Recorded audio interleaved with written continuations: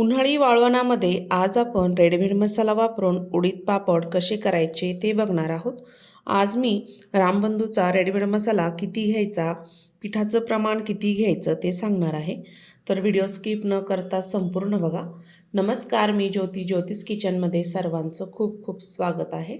उडीद पापड बनवण्याकरिता मी ते 100 ग्रॅमचा रामबंधू हिंगयुक्त पापड मसाला घेतलेला आहे. त्याचे मी तुम्हाला पापड करून दाखवणार आहे. सर्वात आधी आपल्याला एका पातेल्यामध्ये पाणी घ्यायचं आहे. मी इथे 1 तांब्या पाणी घेतलेलं आहे, म्हणजे 1 लिटर पाणी असतं. त्या 1 लिटर पाण्यामध्ये आपल्याला संपूर्ण मसाला टाकून घ्यायचा आहे.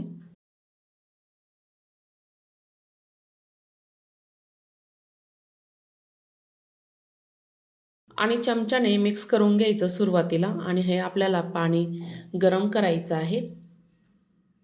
मी ते गॅसवर आता पातेलं ठेवलं, एकसारखं हलवून घेत आहे आणि ह्या मसाल्याला आपल्याला एक छान उकळी आणायची आहे.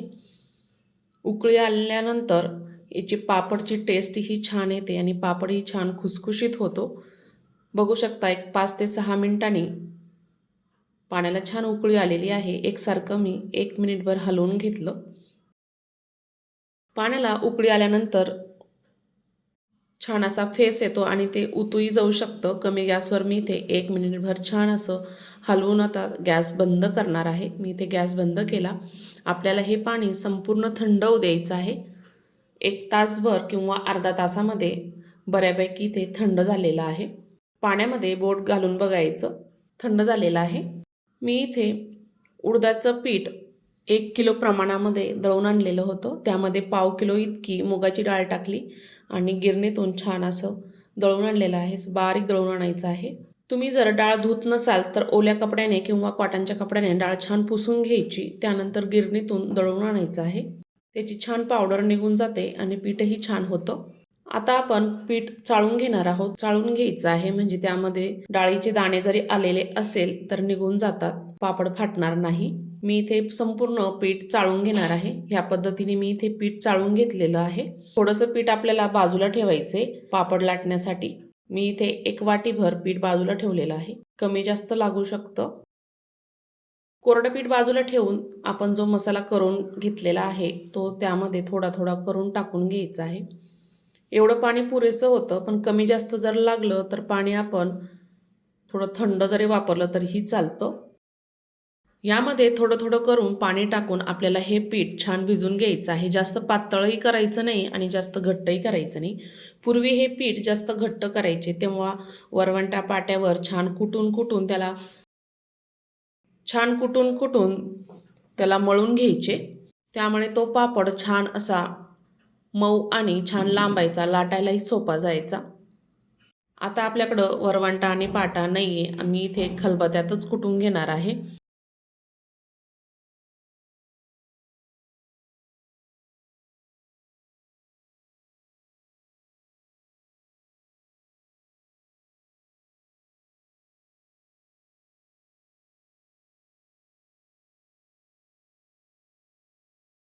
आणि मध्यमच असं पीठ भिजवून घेणार आहे. ह्या पद्धतीने मी इथे छान असा गोळा मळून घेतलेला आहे. त्यावर आपल्याला 2 चमचे तेल टाकायचं आणि पीठ आपल्याला छान असं मळून घ्यायचं आहे. मी ते जास्त घट्ट पीठ भिजवलेलं नाही आहे. ह्या पद्धतीने मी इथे असं पीठ भिजवून घेतलं. आता आपल्याला हे पीठ एका डब्यामध्ये 1 तासभर तरी भिजू द्यायचं आहे.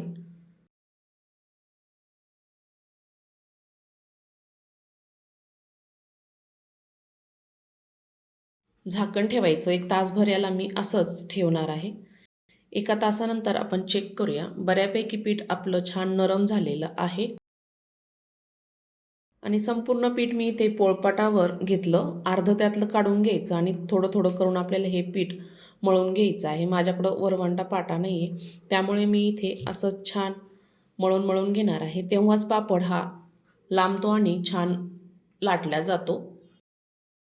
आम्ही लहानपणी असे पापड पाट्यावर वरवंट्याने छान कुटून हे पापड मळून घ्यायचो, पापडाचं पीठ. तेव्हा हा पापड छान व्हायचा. आपल्याला याला थोडं तेल लावून आणि पीठ एकसारखं असं तोडून आणि हाताने अशी पिळून काढायचं, म्हणजे पीठही नरम होतं आणि त्याच्या लाट्याही छान आपल्याला बनवता येईल. हाताला थोडं तेल लावून घ्यायचं आहे आणि असं मळून मळून हातावर घ्यायचं. तुम्ही हे पीठ खलबत्त्यामध्येही कुटू शकता थोडं थोडं करून, पण अशा पद्धतीने जरी केलं ना तरीही पापड छान होतो. पीठ आपल्याला हाताने असं ओढायचं आणि तेल लावायचं म्हणजे छान, आणि परत त्याला मिक्स करायचं. पिळून पिळून घ्यायचं असं पीठ, म्हणजे पीठही छान ताणलं जातं ते. त्यामुळे मी हे पीठ जास्त घट्ट भिजवलेलं नाही आहे, कारण हातही दुखू शकता. आता मशिनी आलेत, मोठ्या मोठ्या मशिनीमध्ये पीठही छान नरम होतं. पूर्वीसारखं काही राहिलेलं नाही आहे. मी ते पीठ छान असं मळून मळून घेतलेलं आहे. मी याची लांबसर अशी लाटी तयार करून घेणार आहे. आपल्याला याच्या लाट्या तयार करायच्या आहेत छोट्या छोट्या अशा.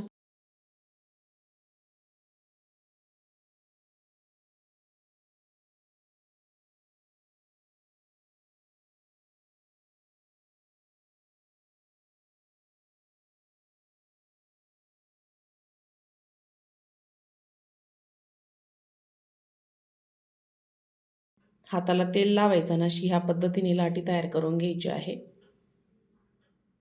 मी ते एक चाकू घेतला. चाकूने आपल्याला याचे छोटे छोटे पीस असे कापून घ्यायचे आहे. तुम्हाला किती मोठा करायचा आहे पापड त्यानुसार आपण याच्या लाट्या तयार करायच्या. मी ह्या पद्धतीने इथे लाट्या तयार करून घेत आहे.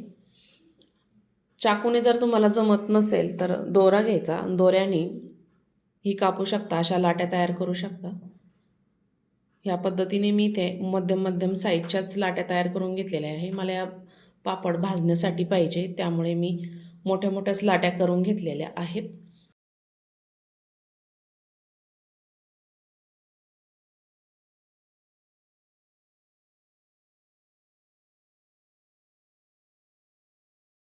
अशाच लाट्या मी सर्व तयार करून घेणार आहे. तयार केलेल्या लाट्या आपल्याला हातानेच गोल करून घ्यायच्या. हाताला थोडंसं तेल लावायचं म्हणजे पीठही जास्त लागणार नाही आणि लाट्या एकमेकाला चिटकणारही नाही आणि कडकही होत नाही. सर्व लाट्या मी इथे अशा छानपैकी कापून घेतलेल्या आहे. आपण आता लगेचच पापड तयार करणार आहोत. थोडंसं तेल लावून घ्यायचं पूर्ण लाट्यांना.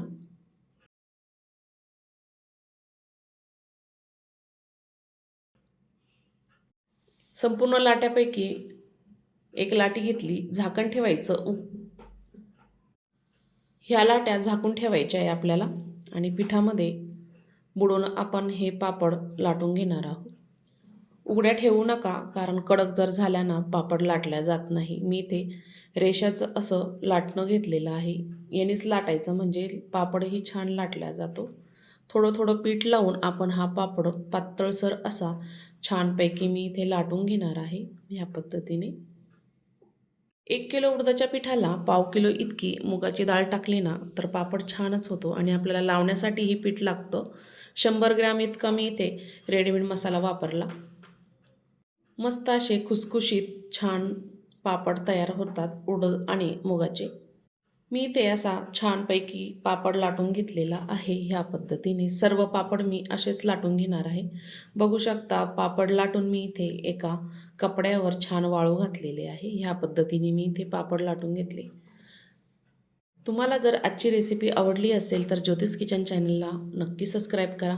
मी याआधी तुम्हाला खूप पापडच्या रेसिपी शेअर केलेल्या आहेत. ज्योतिष किचन चॅनलवर आहेत. बघायच्या असेल तर नक्की चॅनलवर जाऊन बघा. संपूर्ण व्हिडिओ बघितल्याबद्दल सर्वांचे धन्यवाद.